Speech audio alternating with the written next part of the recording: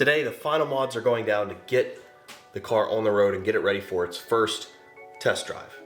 Whole bunch of stuff to do, not a lot of time to do it. Let's get started. And who doesn't want to start on a straight pipe LS1? No one.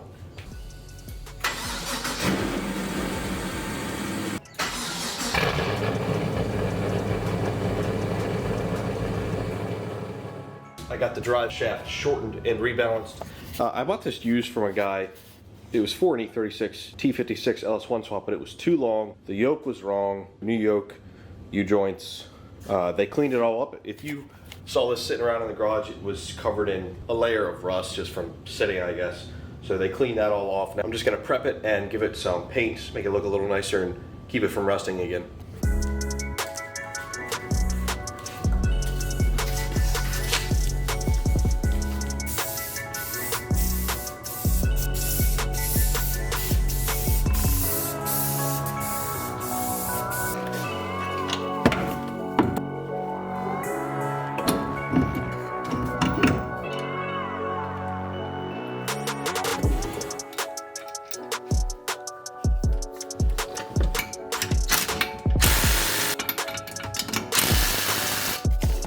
I have fresh paint up here so I can see if it's rubbing anywhere. Right now it is not. It's definitely close in the tunnel. Looks good. Happy with that. If you guys have seen these exhaust parts sitting here for a while, you've probably figured out what it is. It is for that car, and it is probably not going to stay on there that long because it's 100% straight pipe, and that's not going to work. That's going to be way too loud. So I need to mock it up. I think I'm probably going to have to modify these collectors because when I mocked it up on the engine stand, these didn't quite line up with the CX Racing headers. There are flex pipes, so that will help.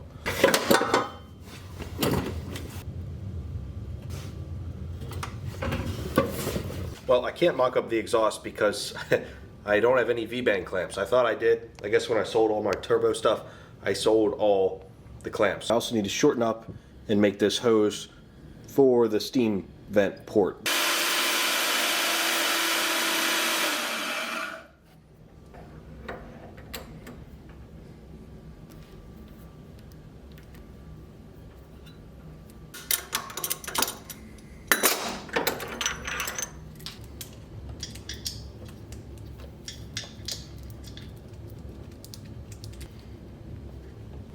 Looks good to me, happy with that. Just a short little line.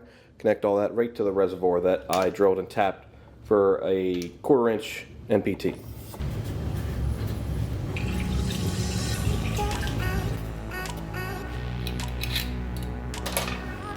Guess we'll find out if we have any leaks, huh?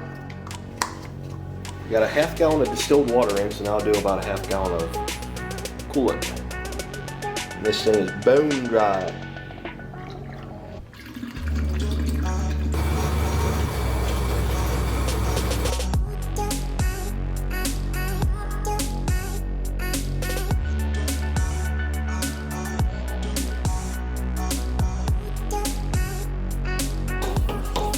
Both the rear done, now onto the front. And these are a little different because these are Willwood caliper. There's 2 bleeders on top. So we'll see how this works out.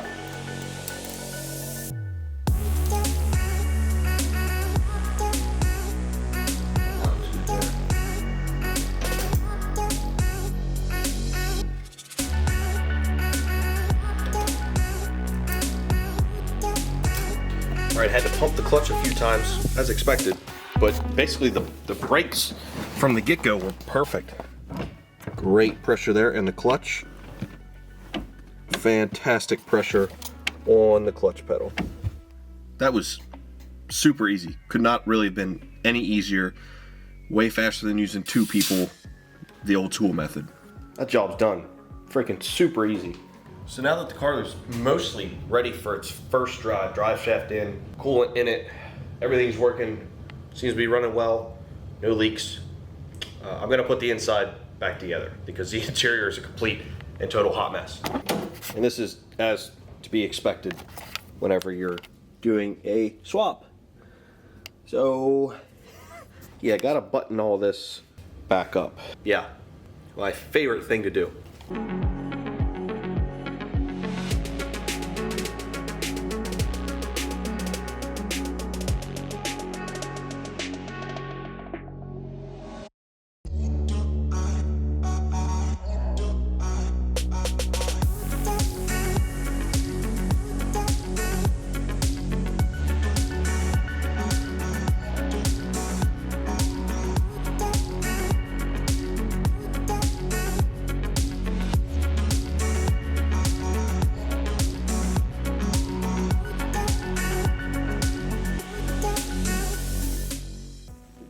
everything's looking pretty nice, except for the seats. Don't mind the seats, they're getting replaced soon. The only thing I need is, I need new clips for this door sill because I broke them all. You always break them on an E36, so I gotta get new ones of those. I ended up putting the little screen for the Holley Terminator right here, just with some double-sided tape for now, just so I can at least see some of my data as I'm driving. Still need a shift knob too. Steering wheel back on, and yeah, there's the gauge. Pretty happy with that just sitting there for now. While I was at it, I cleaned everything up as well. I don't have the visors in, but I don't have a headliner right now. I also got my V-bands in, 2 brand new ones, so I can start to fit up this exhaust and see what I need to modify to make it fit 100%.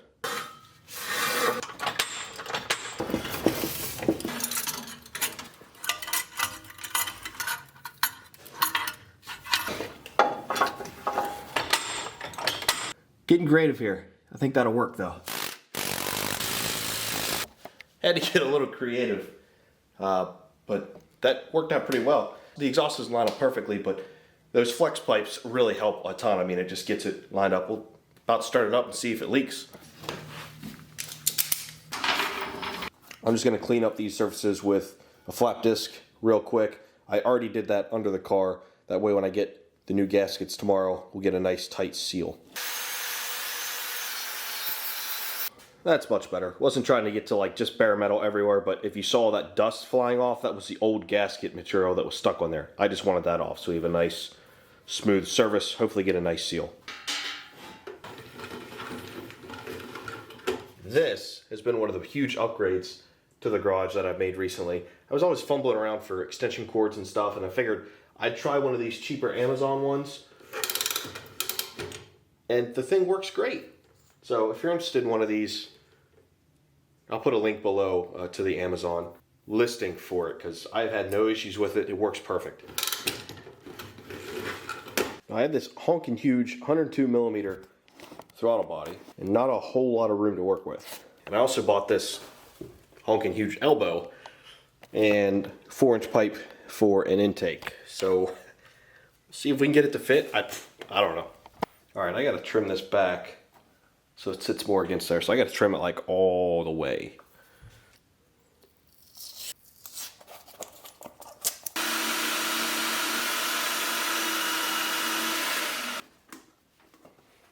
Ooh. Hey. Not bad.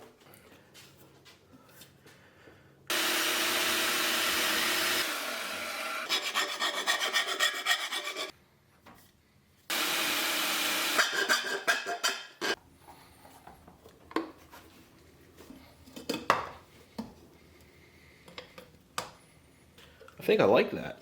Not in the way of the headlight that I have kind of just mocked up here. I like that. I have to mock up and install the air intake temperature sensor. Now the plan is to drill and tap this, and because this is thin, the tap isn't going to have a whole lot of a hold on it. So I did buy a couple of these little nylon 3/8 NPT nuts, so that'll also sit on the inside of this to make sure it holds in there.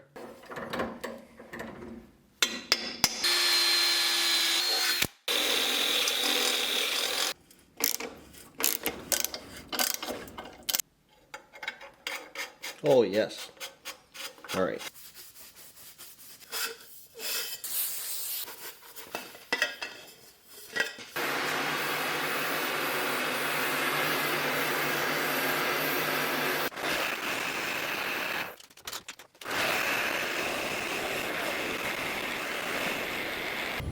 Pretty freaking nice.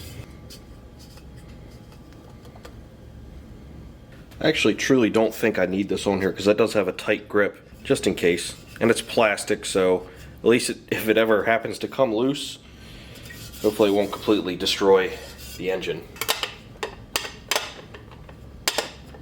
Yeah, so that's what it looks like in there.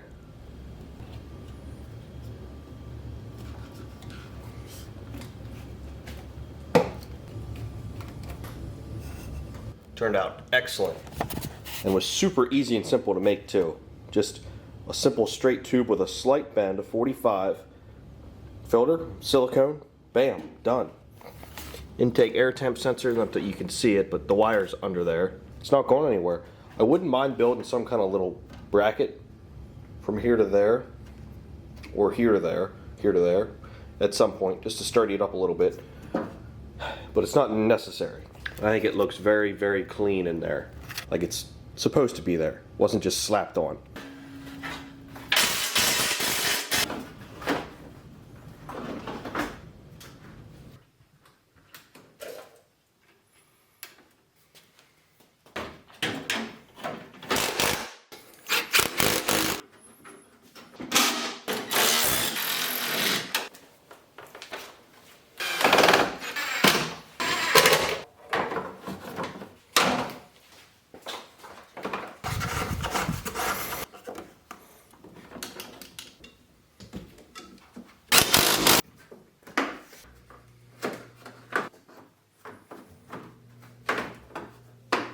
Still got to run and get those gaskets for the exhaust, but my shift knob showed up. Just a regular old plain black like Jegs T56 knob. So at least I'll have something to grab onto when I drive it.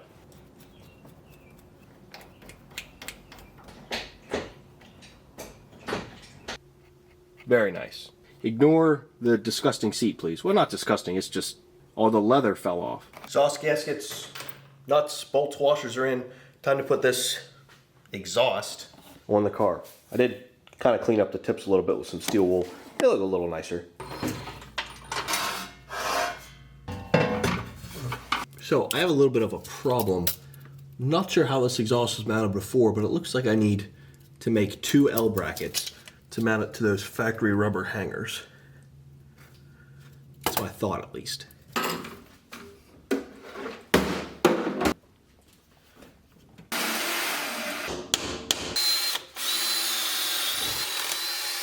It is bolted up. I just test fitted it on both sides and it works. I think fitment will be pretty good, and I can always adjust it, change the holes if necessary, but I'm happy with that.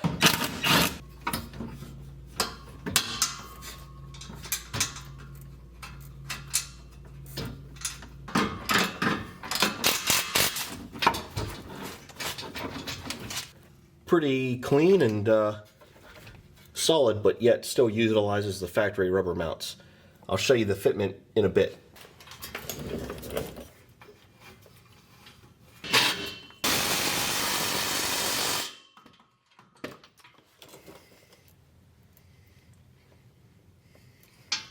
So I got something in there because I'm crying.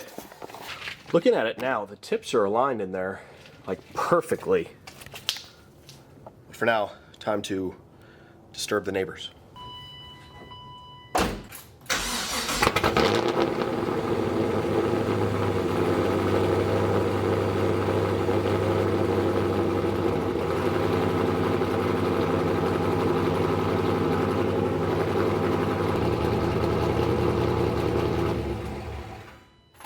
For tonight, that's about it. I'm going to clean the windshield before I take it on a first drive, which will also be tomorrow, hopefully, pending the weather. Yeah, it's ready to go. Ready to rip. Is it going to be way too loud? Yes, but I'll enjoy it for the time.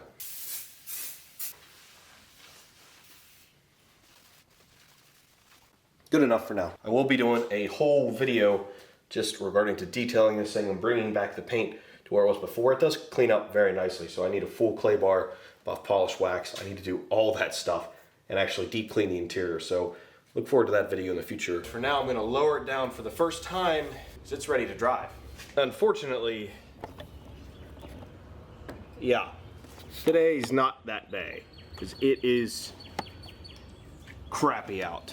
Nothing but rain, rain, rain, and I'm not having my first driving this in the rain. Not to mention, there's no hood. Like, I'm already gonna be driving it with no hood and no headlights. I'm not gonna do that in the rain.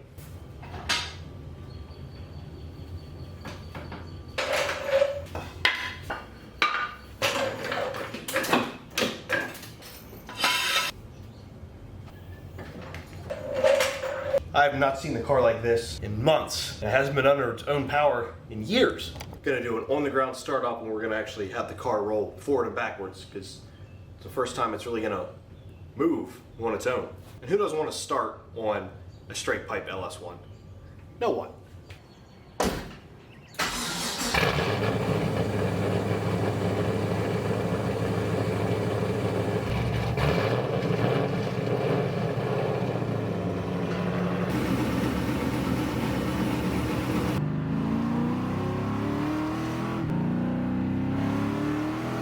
Well, thanks for tuning in on this journey so far, guys. I went for the first drive, and yeah, I'm excited.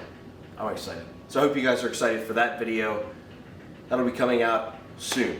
It was a very quick drive, so I need to go for many more drives to make the whole video and how everything works, if there's anything I need to do, need to fix, etc. If you weren't aware, I make videos on my diesel Colorado ZR2 and my manual Duramax. It's an 03 2500 LB7, so check out those videos too. Thanks for watching.